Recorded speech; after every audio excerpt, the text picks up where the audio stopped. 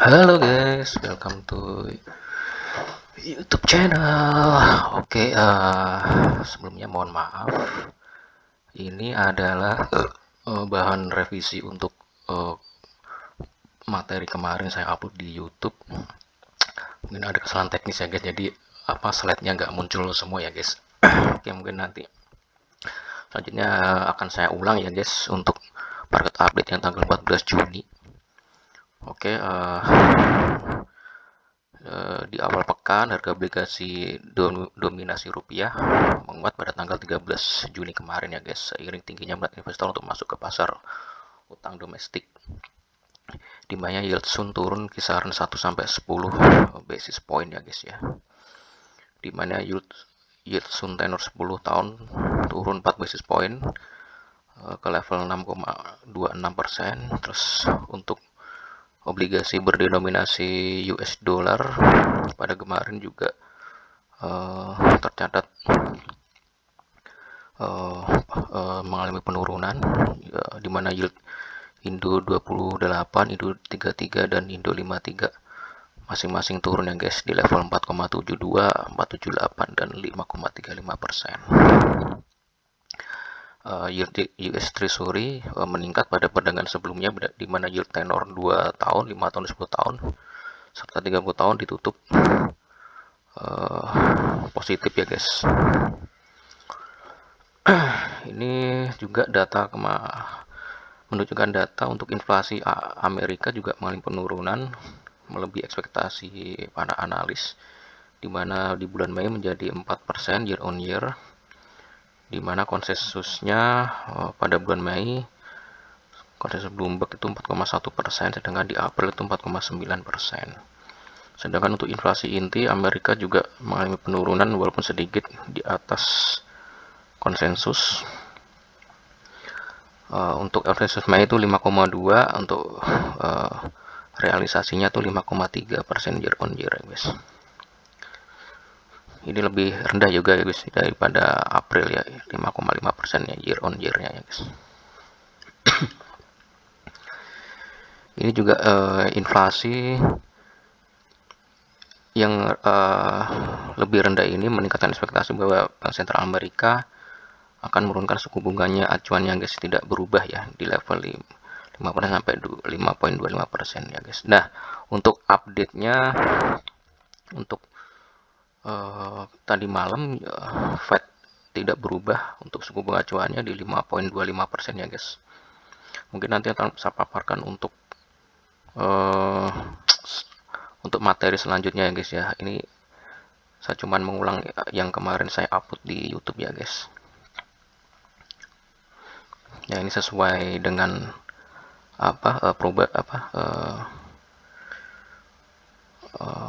probabilitasnya kemarin di CME Fed Watch Tool itu probabilitasnya itu 92,5% ya guys. Nah, terbukti pada tadi malam juga tidak berubah ya suku bunga acuan Fed rate-nya.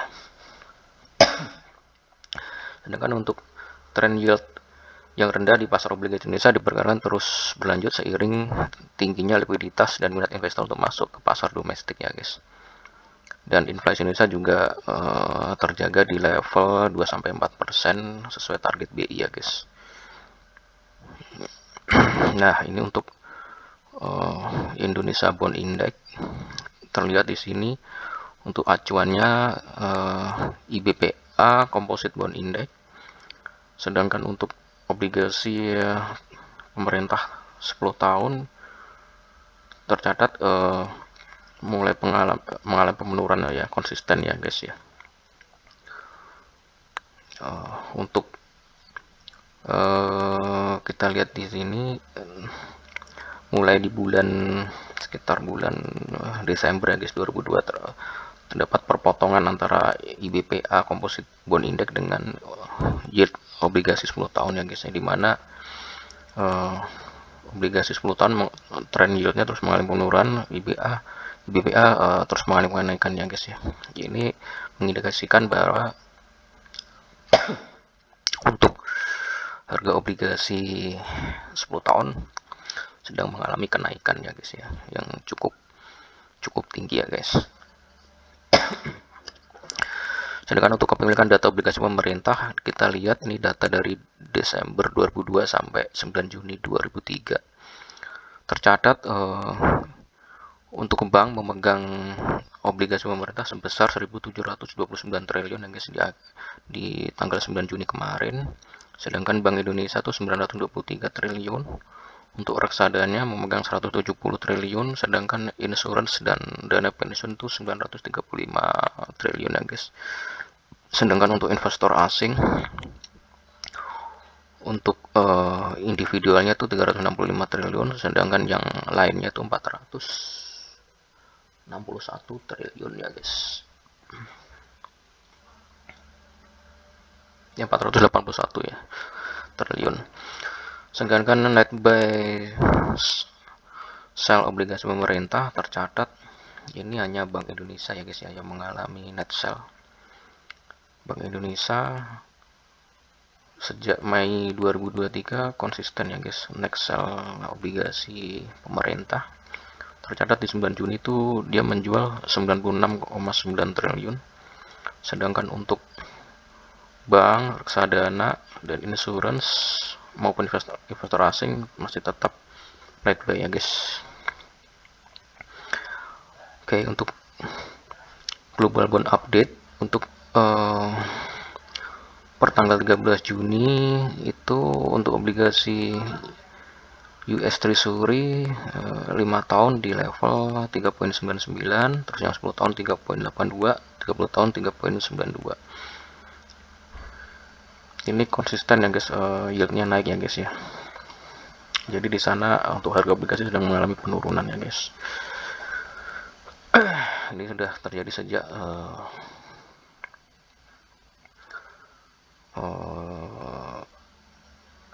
sebulan yang lalu guys ya, tren kenaikan yieldnya ya guys ya.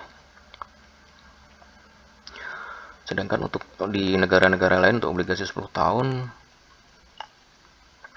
ini juga tercatat trennya sama, mengalami kenaikan ya rata-rata ya guys ya, baik Jerman, Prancis, Jepang, Cina, Singapura, terus Inggris juga konsisten mengalami kenaikan ya guys sudah sebulan terakhir ya untuk yield obligasinya.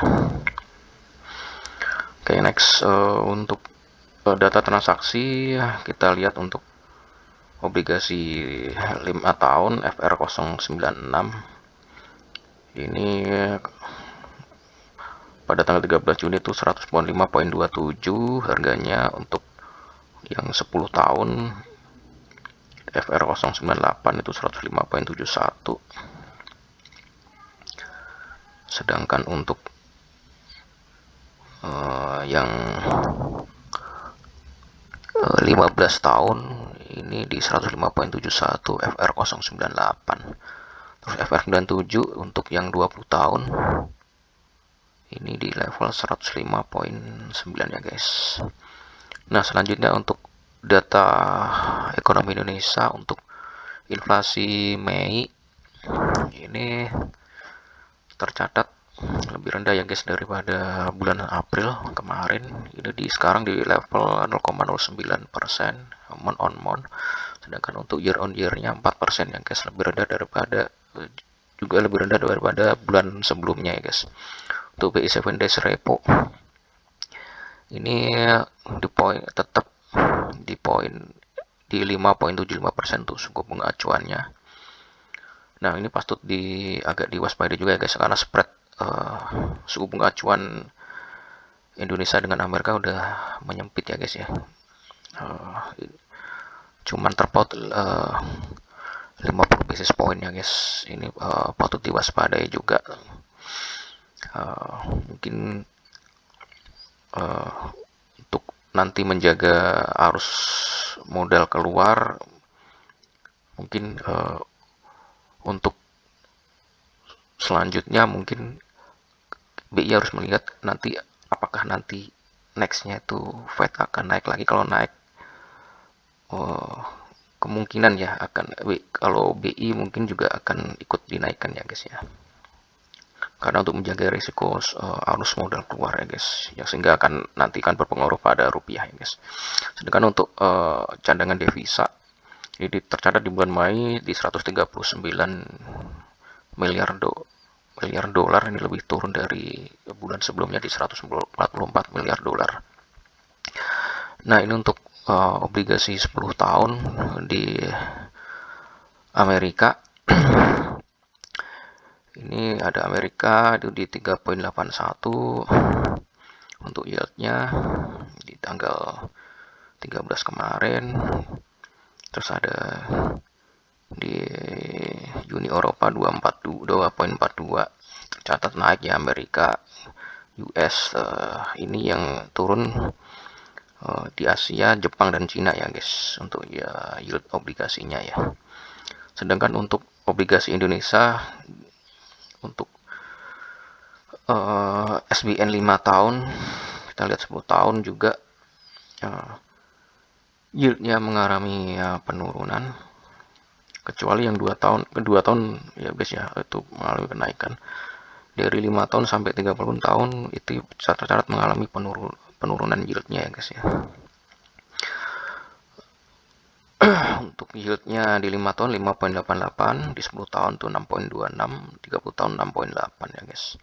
Sedangkan untuk CDS 5 tahun tercatat mengalami kenaikan di 83,78 ya guys ya, naik 0,2%. Sedangkan untuk obligasi korporasi kita lihat untuk jangka waktu 5 tahun di 6,62%, tercatat mengalami penurunan setengah persen. Terus juga ada yang 3 tahun itu 6,24 juga tercatat turun 0,1%. Sedangkan untuk data ekonomi lainnya ini ada economic growth atau GDP. Ini untuk kuartal 1 itu 5% sama kayak sebelumnya ya guys. Terus year on year-nya, terus inflasi di Mei 2023 itu 4%, turun dari sebelumnya 4,3. Tingkat pengangguran di bulan Februari itu 5,5%, turun dari 5,9. Terus S&P credit rating masih sama di triple B ya guys ya, pada yang dibuat tanggal 27 April 2022 ya. Sedangkan Amerika juga kita lihat di sini untuk GDP-nya udah mulai naik year on year-nya dari 0,9 menjadi 1,6 ya guys ya. Terus tingkat inflasi juga ternyata mengalami penurunan dari 5% menjadi 4,9. Terus tingkat pengangguran agak naik ya, 3,7 dari sebelumnya 3,4. S&P credit rating juga masih sama, double A+. Sedangkan zona euro ini economic growth mengalami penurunan ya guys, dari 0,18 jadi 1. Terus inflasi tercatat turun 6,1 dari sebelumnya 7%. Tingkat pengangguran juga mengalami penurunan tipis. Terus untuk Asia baik Jepang maupun Cina ini tercatat untuk Jepang ini lumayan tinggi ya guys, untuk GDP growth-nya ini 2,7% dari sebelumnya 0,4 ya guys. Untuk tingkat suku bunga masih minus di Jepang 0,1%. Inflasi agak naik sedikit Jepang 3,5 dari 3,2. Tingkat pengangguran turun 2,6 dari sebelumnya 2,8. Di Cina interest rate masih sama 3,65. Economic growth-nya juga tinggi, naiknya lumayan dari 2,9 jadi 4,5 Q on Q. Untuk inflasi rate-nya naik dari 0,1 menjadi 0,2. Tingkat pengangguran juga turun ya guys. Ini mengindikasikan untuk zona Asia yang didorong oleh Jepang sama Cina ini tingkat ekonominya udah mulai membaik. Semoga ini akan berpengaruh pada pertumbuhan ekonomi Indonesia ke depan ya guys. Karena kita banyak exposure ke Jepang dengan Cina ya guys. Oke, yang terakhir ini guys, ini adalah alur modal asing. Kita lihat untuk di tanggal 13 Juni kemarin tercatat untuk obligasi banyak asing masuk sekitar 68 juta dolar, sedangkan di saham dia net sell 7,8 juta dolar ya guys. ya relatif stagnan ya guys ya dari tanggal 12 ya, kecuali untuk saham ini banyak net sell ya guys, 44 juta dolar ya guys. Sedangkan tertingginya itu pada pada tanggal 8 Juni itu banyak masuk obligasi 195 juta dolar ya guys, dengan penjualan saham sebanyak 26 juta dolar. Selanjutnya tanggal 9 juga lumayan di 123 juta dolar net buy, untuk sahamnya turun 19 juta dolar. Oke, demikian guys update market dari saya. Nanti kita akan, mudah-mudahan kita bisa sambung untuk market update terbaru. Mohon maaf sebelumnya ini karena ada kesalahan teknis jadi tidak ke record ya guys ya, untuk slide-slide-nya ya guys. Oke guys, terima kasih atas perhatiannya. Thank you juga untuk support dan perhatiannya ya guys. Mohon maaf atas segala kekurangan. Terima kasih.